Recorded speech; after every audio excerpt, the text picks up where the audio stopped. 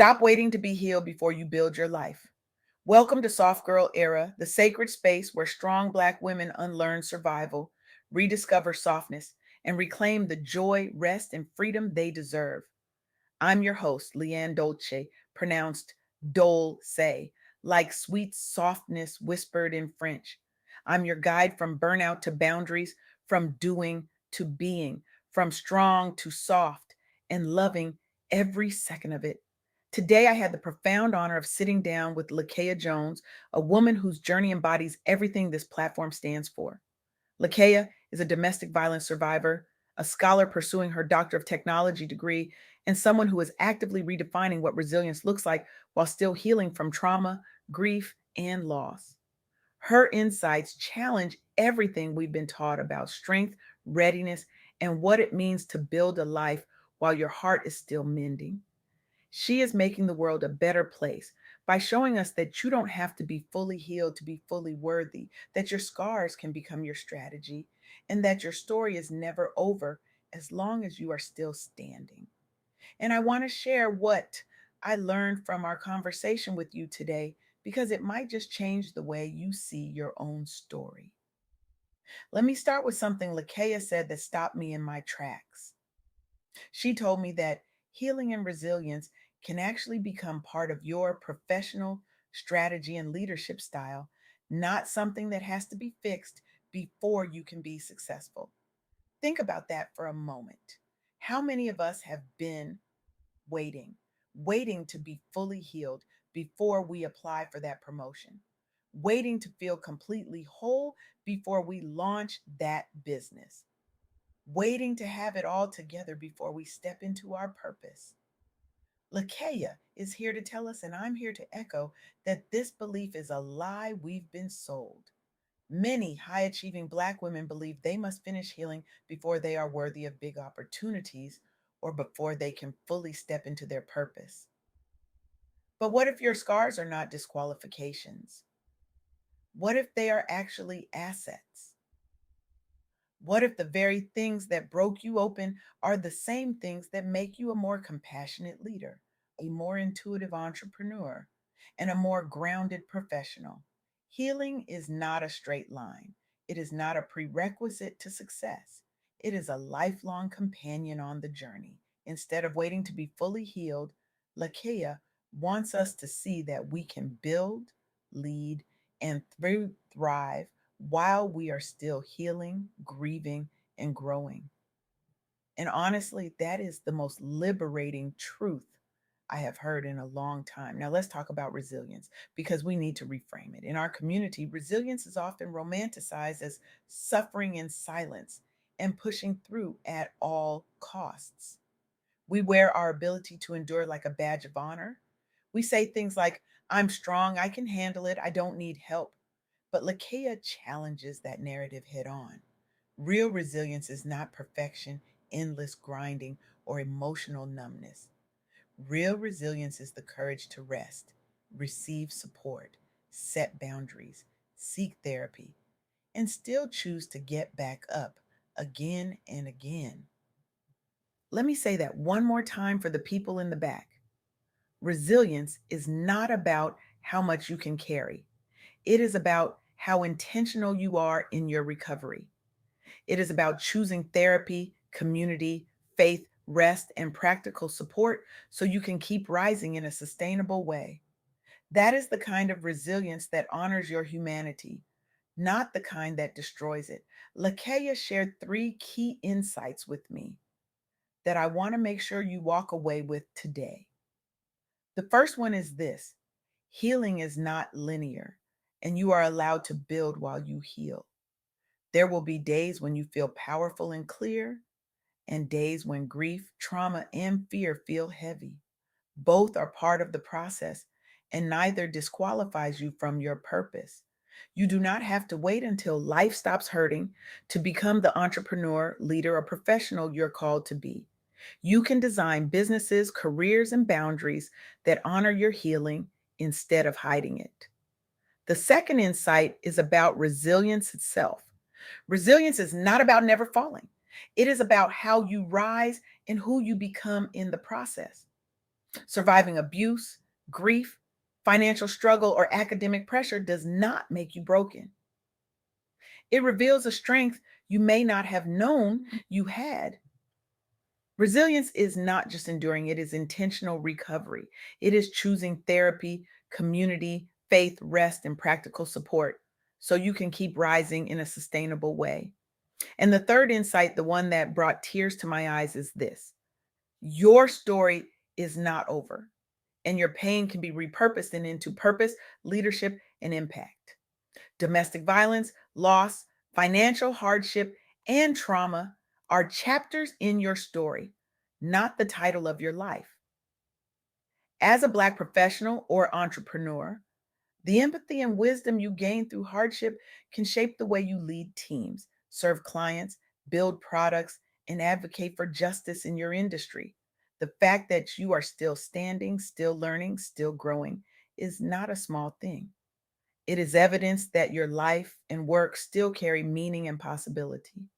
Now, I want to share three real world examples that illustrate these truths in action. The first is Tarana Burke, the founder of the Me Too movement. Tarana is a Black woman activist and community organizer who created Me Too in 2006 as a way to support Black girls and women who were survivors of sexual violence. She did this work long before it became a global hashtag, long before the world was watching. Tarana is herself a survivor of sexual violence and has spoken openly about the lasting emotional and psychological impact of that trauma. She worked for years in under resourced communities, often without the spotlight or funding that later surrounded the movement. When Me Too went viral in 2017, she had to navigate sudden visibility, public misunderstanding of the movement's focus, and the emotional weight of hearing thousands of survivor stories while still tending to her own healing. But here's what Tarana did: she rooted her leadership in community centered healing, prioritizing survivor support, storytelling, and resource building over celebrity or virality. She developed programs through the organization Me Too International that focus on healing justice, survivor leadership, and creating space for collective healing, especially for Black and Brown survivors. She practiced what Lakeya is talking about. She continued to lead and build while still on her own healing journey, using therapy, faith, and community as anchors. Me Too helped catalyze a global conversation on sexual violence and accountability while continually centering healing for survivors. Tarana has become a globally recognized leader, author, and speaker, using her story not as a brand, but as a bridge for other survivors. Her work demonstrates that a Black woman can carry trauma, still be in process, and yet profoundly shape culture, policy debates, and community healing. The second example is Melissa Butler, founder of The Lip Bar, a vegan, cruelty free beauty company aimed at making inclusive, bold lip colors accessible to women of color. Melissa went from working on Wall Street to making lipstick in her kitchen, eventually landing her products in major retailers like Target and Walmart. But the road was not easy. In 2015, Melissa and her co founder appeared on the TV show Shark Tank and were harshly rejected. One investor called her products colorful cockroaches, and they were told they would never succeed in the beauty industry. As a Black woman entrepreneur in the beauty space, she faced skepticism and bias around both her target market and her brand vision. Building a company without traditional backing meant navigating financial strain, limited resources, and the internal doubt that comes from public rejection. But instead of allowing the Shark Tank rejection to define her, Melissa used it as fuel. She continued to grow her brand through e commerce, social media, and direct connection to her core audience of Black women who felt unseen by mainstream beauty. She anchored her brand in authenticity, representation, and inclusivity, refusing to dilute her vision to fit conventional beauty norms. Melissa built a team and culture that reflected her values, centering Black women's needs, dignity, and creativity in every product decision. The lip bar products later launched in Target stores nationwide and eventually in Walmart and other major retailers, directly contradicting the Shark Tank prediction that the brand would fail. The company grew into a multi-million-dollar business, celebrated for its representation of Black beauty and its bold stance on inclusivity. Melissa became a visible example of how a Black woman can experience public rejection, financial pressure, and systemic bias, yet still build a thriving company without waiting for traditional gatekeepers' approval. The third example is Dr. Thema Bryant, a Black woman psychologist, ordained minister, and the 2022 president of the American Psychological Association.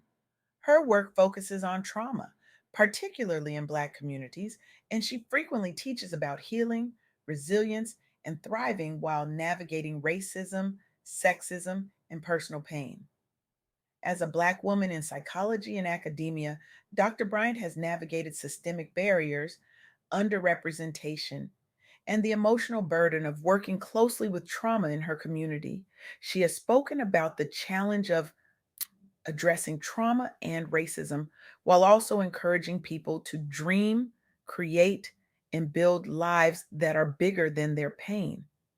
Balancing her roles as clinician, scholar, faith leader, and public voice requires constant attention to her own mental health and boundaries. Dr. Bryant integrates faith, culture, and psychology, offering a holistic approach to healing that resonates deeply with Black professionals and communities. Through books, podcasts, and public talks, she normalizes therapy, rest, and community as necessary tools, not luxuries, for Black people navigating trauma and high pressure professional environments. She models what it looks like to lead at the highest levels of her field while still naming the importance of ongoing healing, grief work, and self compassion. As APA president, she has elevated conversations about racial trauma, systemic injustice, and culturally responsive care within one of the most influential organizations in psychology. Her teachings and media presence have helped many Black professionals understand that seeking help is a strength, not a weakness, and that healing can coexist with ambition and leadership. She has become a respected voice for integrating mental health, spirituality, and social justice, especially relevant for Black leaders and entrepreneurs. So, what do Tarana, Melissa, and Dr. Thema all have in common? They refused to wait until they were fully healed to step into their purpose. They built movements, businesses, and legacies while still carrying grief, trauma, and uncertainty. They turned their pain into power, not by denying it, but by integrating it into their leadership and their work. And that brings me back to Lakeya Jones. Lakeya is a domestic violence survivor who was held hostage at gunpoint by someone she once loved. Surviving that experience changed her life forever. It taught her how fragile life can be, but it also taught her how strong the human spirit can be. She is also carrying the grief of losing her 23-year-old nephew on April 30th, 2025. Her family is still healing from that loss. Grief has a way of changing you, but it also reminds you how precious life is and why every day matters. Financially, she has faced challenges that many people never see. There have been seasons where she questioned how she would continue her education, how she would support herself, and how she would keep moving forward. Yet, despite every obstacle, she completed her master's degree and is now pursuing a Doctor of Technology degree. Her faith has been one of the anchors that has helped her survive. When she felt like giving up, she continued believing there was a purpose for her life, even when she could not see it. Lakeya wants this message to encourage anyone who feels stuck, broken, forgotten, or discouraged. Your story is not over. Your setbacks do not define you. Your trauma does not define you. Your current circumstances do not define you. If there is one thing she hopes people remember, it is this: resilience is not about never falling, it is about finding the courage to get back up one more time, then life knocks you down. Today, she is still healing, she is still growing, She is still learning, but she is also still standing, and that alone is a victory worth celebrating. So here's what I want you to understand: you are not required to be perfect before you are worthy. You are not required to be pain free before you are powerful. You are not required to finish healing before you are allowed to start building. Your scars do not disqualify you, they dignify you, they deepen you. They prepare you for a kind of leadership and impact that only comes through fire. If you stop waiting to be fully healed or perfectly ready, what bold step, big or small, would you take in your business, your career, or your personal life this month? What dream have you put on pause because you thought you weren't ready enough? What boundary have you refused to set because you were afraid of disappointing someone? What therapy session, budget conversation, business idea, or difficult truth have you been avoiding because you believed you needed to be further along before you could begin? I want you to choose one area of your life, your business, your career, your finances, or your emotional well being, and commit to a single compassionate action that honors both your healing and your growth. That might be scheduling a therapy session or support group, having an honest money conversation or making a realistic budget, setting one new boundary at work or in your business, starting or revisiting an application, project, or idea you put on hold because you thought you weren't ready enough. Then I want you to write this somewhere you will see it every single day. My story is not over. I am allowed to build and heal at the same time. Let that be your reminder that every step you take, even wobbly ones, counts as resilience. Let that be the truth you carry when the world tells you to wait. Let that be the permission you give yourself to rise, rest, build, grieve, lead, and heal all at the same time. Because you are not broken, you are becoming. And that is more than enough.